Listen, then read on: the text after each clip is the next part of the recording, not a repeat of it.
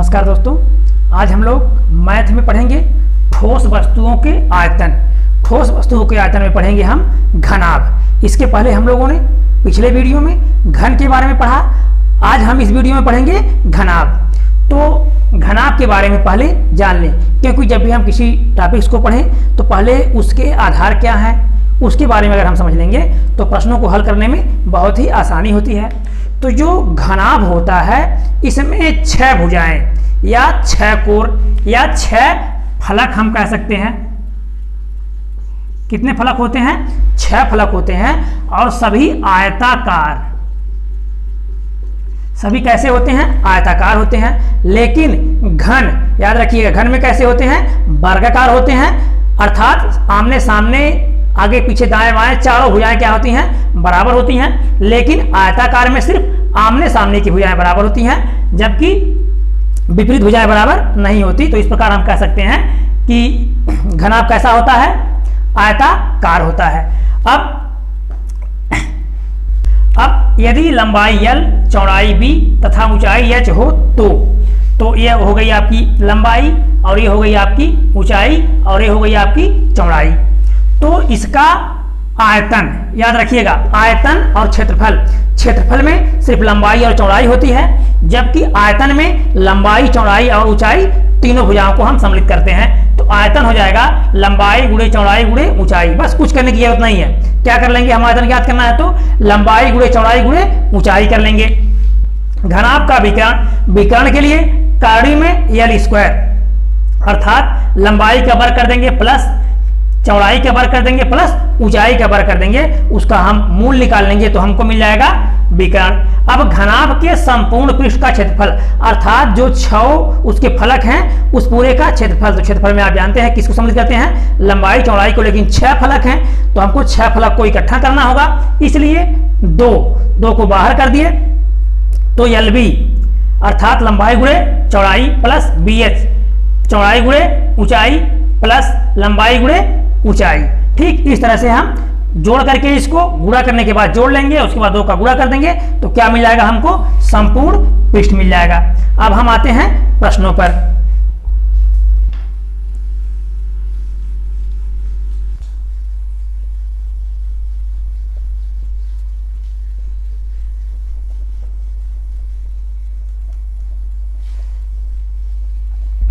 पहला प्रश्न देखेंगे। एक घनाभ की लंबाई, चौड़ाई तथा ऊंचाई क्रमशः 20 सेंटीमीटर, 12 सेंटीमीटर तथा 9 सेंटीमीटर है। इसका आयतन संपूर्ण पृष्ठ क्या होगा? ठीक, क्या ज्ञात करना है? आयतन ज्ञात करना है और संपूर्ण पृष्ठ दोनों ज्ञात करना है। तो इसकी भुजाएं हैं 20 सेंटीमीटर, 12 सेंटीमीटर और 9 सेंटीमीटर। तो हम देखेंगे सबसे पहले आयतन। तो आयतन बराबर सीधा निकाल लेंगे लंबाई गुणे चौड़ाई गुणे ऊंचाई।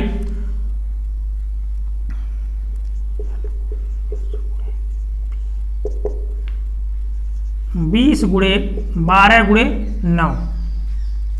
तो यहां देखिए सबसे पहले हम जो जीरो है इसको उठा करके ऐसे रख देंगे।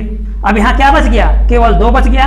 तो 12 नवा 108, 12 नवा 108 दूना 108 दूना 216, 216 अर्थात 2160 या 2160 घन सेंटीमीटर। ठीक, याद रखिएगा आयतन किसमें निकालते हैं? हमेशा घन। आयतन हमेशा किसमें आता है? घन में आता है। अब इसका हम संपूर्ण पृष्ठ देखेंगे। संपूर्ण पृष्ठ बराबर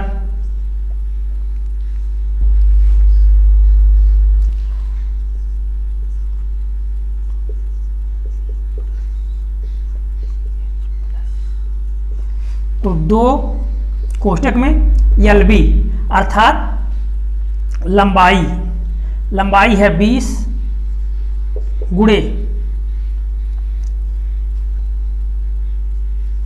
12 प्लस फिर इस एक बार इसका गुणा इसमें, फिर एक बार इसका गुणा इसमें, एक बार इसका गुणा इसमें हम कर देंगे। 12 गुणे 9 प्लस 20 गुणे 9, इनको गुणा करके 2 का गुणा कर देंगे तो हमको संपूर्ण पृष्ठ मिल जाएगा। तो 12 दूना 24, 240 प्लस 12 नवा 108 प्लस 9 दूना 18, 180। अब इनको हम जोड़ लेंगे तो 8 यहाँ 0, 8 यहाँ 0 तो 8 हो जाएगा। फिर दहाई के अंक को देखेंगे तो 8 4 12 हासिल 1 तो 2 1 3 2 5, 528। अब 528 में हम 2 का गुणा कर देंगे तो 1056 वर्ग सेंटीमीटर। तो हमारा कितना आ जाएगा 1056 वर्ग सेंटीमीटर।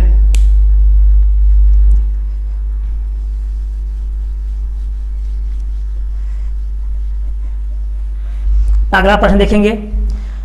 8 मीटर लंबी, 6 मीटर ऊंची तथा 22.5 सेंटीमीटर चौड़ी एक दीवार को बनाने के लिए कितनी ईंटें चाहिए, जबकि प्रत्येक ईंट 25 सेंटीमीटर लंबी, 11.25 सेंटीमीटर चौड़ी तथा 6 सेंटीमीटर ऊंची है। एक चीज आप देखिएगा, पहले कोई भी आयत हो या घन हो, तो अगर घन होगा तो 3 भुजाएं होंगी, लंबाई चौड़ाई और ऊंचाई।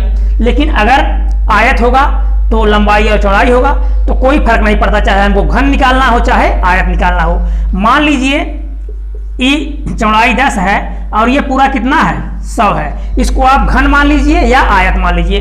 तो हम देख रहे हैं 100 है और ये 10 है, तो 10 है तो जब हम इसको टुकड़े करेंगे, ठीक कोई भी टुकड़ा निकालेंगे तो याद रखिएगा वो जो भी टुकड़ा हमको रखना है, अगर घनाकार रखना है या वर्गाकार रखना है तो हम उसका भी क्षेत्रफल निकालेंगे।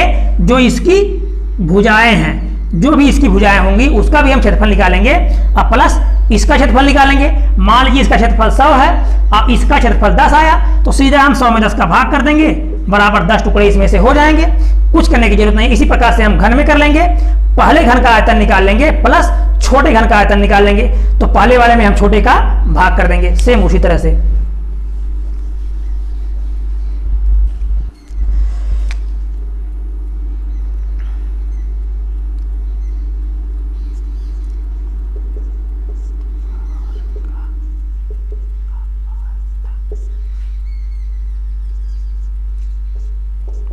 दीवार का आयतन बटे एक ईंट का आयतन, एक ईंट का आयतन। अब दीवार का आयतन अर्थात टोटल आयतन जो हो जाएगा उसमें एक ईंट का हम भाग देंगे तो कुल ईंटों की संख्या हमारी निकल जाएगी। तो 8 मीटर है गुणे 100 कर देंगे, क्योंकि ईंटों की लंबाई चौड़ाई ऊंचाई किसमें दिया है, सेंटीमीटर में दिया है, गुणे 6 मीटर, 6 गुणे 100 अर्थात सेंटीमीटर में हो गया, गुणे 22.5 सेंटीमीटर बटे अब 25 सेंटीमीटर गुणे 11.25 सेंटीमीटर गुणे 6 सेंटीमीटर। ठीक, अब यह एक ईंट का क्षेत्रफल आयतन हो गया और ये संपूर्ण आयतन हो गया जो भी घन है। अब 6 से 6 कट गया, यहाँ देखिए 2 अंक पर दशमलव है और यहाँ 1 अंक पर दशमलव है, तो अगर हम 1 0 ऊपर बढ़ा दें तो दशमलव यहाँ से यहाँ भी 2 अंक हो गया, यहाँ भी 2 अंक होंगे, दशमलव अपने आप क्या हो गया, उसको हम समाप्त समझ लेंगे। अब इसका हम 25 से 25 नवा 225, फिर 25 से कटेगा, 25 चौका 100, 12 25 पचे 125, 25 चौका 100, 9 पचे 45, फिर 5 विषयम 100। अब हम देखेंगे यहाँ 8 है, यहाँ 4 है और यहाँ 20 है, तो 8 चौका 32 दूना 64, 32 दूना 64 के आगे 1 0 लगा देंगे तो 640। अभी हमारे पास 1 0 यहाँ बचा हुआ है, ठीक, तो 6400 कितने ईंटों की आवश्यकता होगी, 6400 ईंटों की आवश्यकता होगी। तो 6400 ईंट होंगे तो वो जो है, हाँ, तो दीवार को बनाने के लिए 6400 ईंटों की आवश्यकता होगी। अगला प्रश्न देखेंगे। एक घनाभ की लंबाई चौड़ाई तथा ऊंचाई का अनुपात क्रमशः 8:5:3 है तथा इसके संपूर्ण पृष्ठ का क्षेत्रफल 63,200 वर्ग सेंटीमीटर है। इसका आयतन ज्ञात कीजिए। तो जो इसकी लंबाई, चौड़ाई और ऊंचाई है इसको अनुपात में दिया है, तो हम उसको 8x, 5x और 3x मान लेंगे।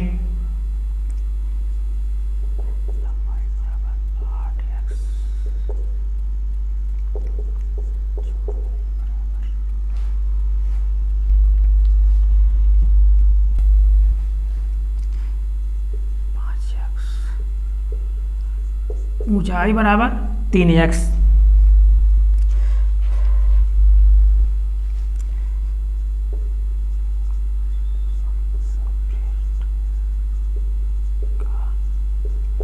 संपूर्ण पृष्ठ का क्षेत्रफल बराबर 2 कोष्टक में LB plus BH plus LH वर्ग सेंटीमीटर। अब इसकी बराबरी किया है किससे, कितना दे दिया है, 63,200 बराबर 63,200 वर्ग सेमी या सेंटीमीटर स्क्वायर वर्ग सेंटीमीटर। तो 2 कोष्टक में LB अर्थात इसका इसमें हम गुणा कर देंगे, तो 8×5=40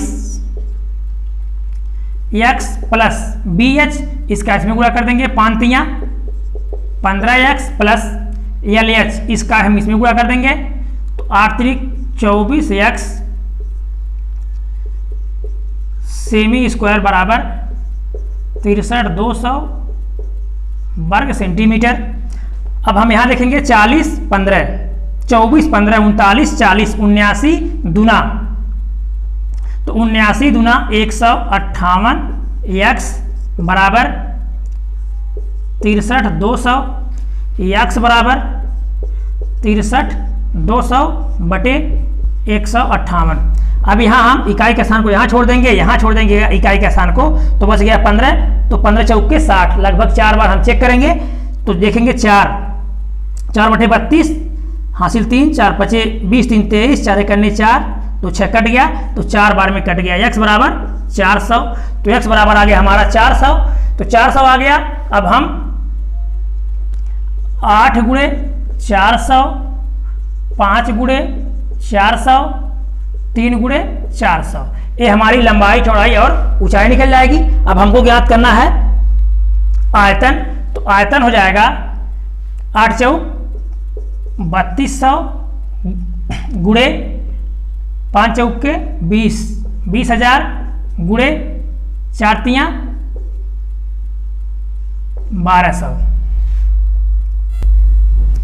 अब 32 दूना 64, 32 दूना 64, 12 गुणा इसमें कर देंगे हम, तो 12 चौक 48 के 8 हासिल 4, 12 छक 72, 4 76 के आगे 2 जीरो यहाँ, 3 जीरो यहाँ, 5 और 2 7 जीरो, 2 जीरो यहाँ, 3 जीरो यहाँ, 5 2 7 जीरो, 1 2 3 4 5 6 7 जीरो।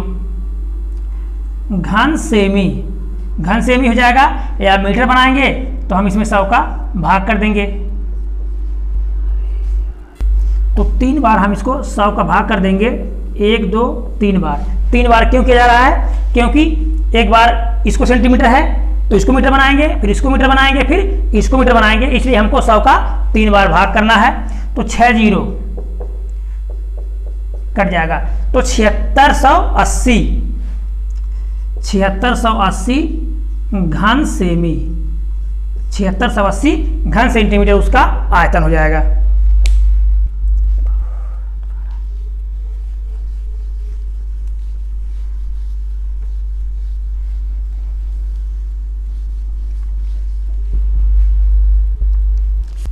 अगला प्रश्न देखेंगे, 24 मीटर लंबी